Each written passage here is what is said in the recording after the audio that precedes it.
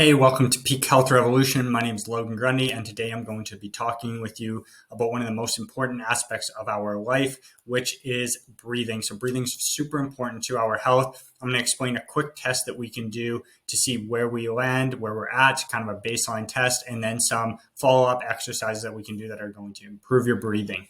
One of the main centerpieces of our health is being able to breathe well and efficiently, because it's such an important process within our body to be transporting oxygen throughout our body, and that really comes down to our breath. When we look at the big picture of how long can we go without food, we can go a really long time without food, especially if you kind of trained for that and you have enough stores on your body. You're still getting some of those micronutrients in, stuff like that. There's examples of people going very long times fasting, so without food, and still being able to survive. So we can obviously go a long time without food. When we look at water, we're down to a couple of days, but we can still go days without water before we really run into a lot of trouble there. But then when we look at air, we can't get very long without having serious brain damage, or eventually very quickly death without air. So that should really tell us how important our breathing is. If we can only go minutes for most of us without air before we start having issues with it. So that's why we're going to talk about our breathing and why it's such an important thing to have. So a really good starting point with breathing is just to put a baseline to it and say, where am I at? So that's what we're going to start with, is giving you a quick little test that you can do to just kind of see where you sit with this. One of the most important things with this test, though, is that you have to be honest with yourself. The only person you're cheating is yourself. So what we're looking for in this test is that first definite desire to breathe, and that we're not cheating and taking little sips of air throughout the test or something like that. So this test is called the Bolt test. Basically, what you're going to do is just breathe normally in and out through your nose. And what you're going to do is 3 normal breaths. And then on that last breath, you're just going to still normal breath in, normal exhale out. And then on that exhale, once you've exhaled normally, you don't need to force extra. You don't need to take an extra big inhale, just 3 normal breaths. On the exhale, once that thing's out, before you take another breath, you're going to pinch off your nose, keep your mouth closed, and now you're going to hold your breath as long as you can without sipping in bits of more air or anything like that. And you're going to go until that first desire of I need to breathe again. And you're going to time that time and see what it comes out to. So I'm going to give you guys a minute to do that here. I'm going to grab a drink of water. You guys can do that one. Take a couple of breaths here, and then you're going to hold your breath, pinch your nose off. And when you get that first desire to breathe, take a look at your watch or your phone or however you're timing it. And that's your score.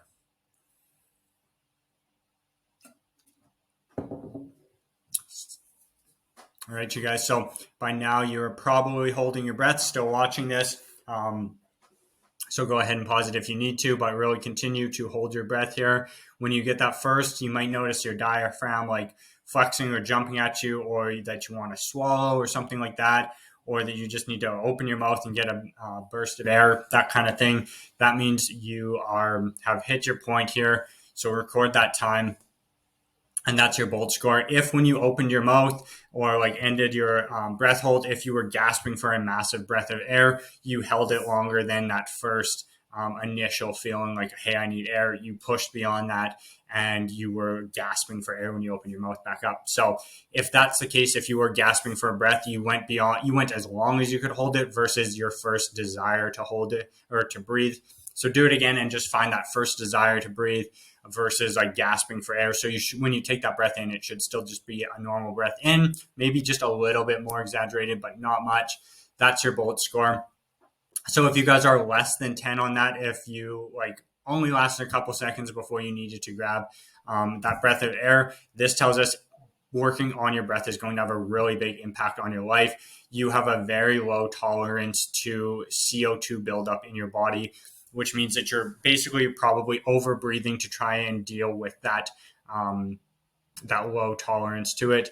If you're somewhere around 25 or so, that's getting to the point of it's okay, but you probably need to work on it, and you would still notice some benefits from doing it. Ideally, where we want to be is 45 plus seconds is a really good score. most of us, until you've done any amount of breath work or you're a highly trained athlete in some cases, aren't probably going to be at 45. Even very athletic people sometimes will have like those 10 scores where they're just good at moving, like working around that. So if you're up above a minute, minute and a half, chances are that you didn't do the test properly and you need to go back, redo the test, and not focus on trying to hold it as long as you can, but giving a more true test and like really just going to that first desire. So what can we do about these scores now that we know it? So if you're less than 10, definitely something we need to work on. 25 still will definitely get benefit from it. 45, you're doing really good, but it's something that we can continue to build on as well. So basically the answer is we can be doing something to improve our breath. Think about it the same as if you are lifting weights and we put out some test here for you and you still came back strong. That doesn't mean don't do anything. It means you can continue to work on that. But you probably won't see the same changes as somebody who's like at a 5, right? So, or somebody who's extremely weak. Same thing. So what can we do to improve our breathing? Probably the biggest movers of our breath is taping our mouth at night, which sounds crazy, but let me explain it to you guys. All you're going to do is take a really small little piece of microfiber tape, so that kind of papery tape that you can see through, very gentle tape, and just put a little piece over your mouth. If you have anxiety or something like that, and this frightens you, just put it on in the evenings before you go to sleep, and spend an hour or two with it on while you're still awake, and can easily take it off and build up comfort around that. And then realize too that because it is just a thin little piece of paper tape, if for whatever reason in the middle of the night you do need to breathe, your mouth is going to still be able to open. Versus if you slap a big piece of duct tape or something on there, that's obviously going to very much so restrict you and probably isn't a good idea. Obviously, if you're not feeling well, you've been drinking, anything like that, don't tape your mouth on those nights. Just do it on the normal nights where it's just a little piece over the lips, just enough to hold the lips closed, and that will help you breathe through your nose at night. Nasal breathing is probably the biggest thing we can do for our breath because it forces us to slow down our breath and really become a better breather, essentially. So our diaphragm has to work more, and the air spends more time getting down into the lungs and getting out into our body versus in and out, in and out, in and out. Because we have basically, you have to think that all the air between like my nose and my mouth all the way down to my lungs, this air is not getting used with each breath. So if you're taking lots of quick breaths that are short, there's a lot of air that just stays in this part and never actually gets down into the lobes of our lungs. Versus when you take slower, deeper breaths, more air is able to get down there, sit in the lungs for a bit, and get out to the body before we take our next breath. So that's why nasal breathing is really beneficial to us. And one of the easiest ways to do that is through just taping our mouth at night. It allows us to basically train it while we're sleeping, which is a huge benefit. Next one would be just like you always want to be trying to breathe through your nose, except for really high intensity exercise where you're sprinting or something like that. That would maybe be a time where you can start to breathe through your mouth a bit, and that's very short periods of time. Most of the time, if you're just out for a walk, a slow jog in the gym, you should be able to do that all with your mouth closed. It might be challenging at the start where you're like, hey, my output that I could do in the gym is lower now because I'm short on breath, but that just gives you a short opportunity to really work on your breath. And then before you know it, you'll be back up to where you were, but you'll have more breathing capacities for when you do want to push it harder in whatever aspect of your life, and your resting breathing will be more efficient as well. And then the last thing that we can do is just generally speaking, what we want to do is slow our breath down and not take that as in taking way bigger, slower breaths, but just slow it down, keep it maybe a little bit bigger, but not a lot bigger, because we want an overall like lower volume, slower breath, because most of us are over breathing. It goes back to that idea I said of like that this air isn't doing anything. It's just the stuff getting down into our lungs. So the longer we can you let it get down there, the more it's going to benefit us get out to our body. And as we start to do that, we build up what's called our CO2 tolerance. So when you have that desire to breathe, it's actually your desire to breathe has nothing to do really with your oxygen, which is very counterintuitive to a lot of people, but it's actually your CO2 levels building up. Tells your body, I need to clear CO2, clear that, and that's why we're breathing, versus I'm short on oxygen. Most of us have more than enough oxygen. That's not the issue. It's the CO2. And it's the amount of oxygen that's actually getting in and used by our body versus how much we're breathing in. We're breathing in more than enough. But as if we have a very low CO2 tolerance, so we can't handle much CO2 in our body building up, then our body actually can't release as much of that oxygen to the body as it can if we have a higher CO2 tolerance. When those CO2 levels get higher, our body's able to release more oxygen to the body to actually get used.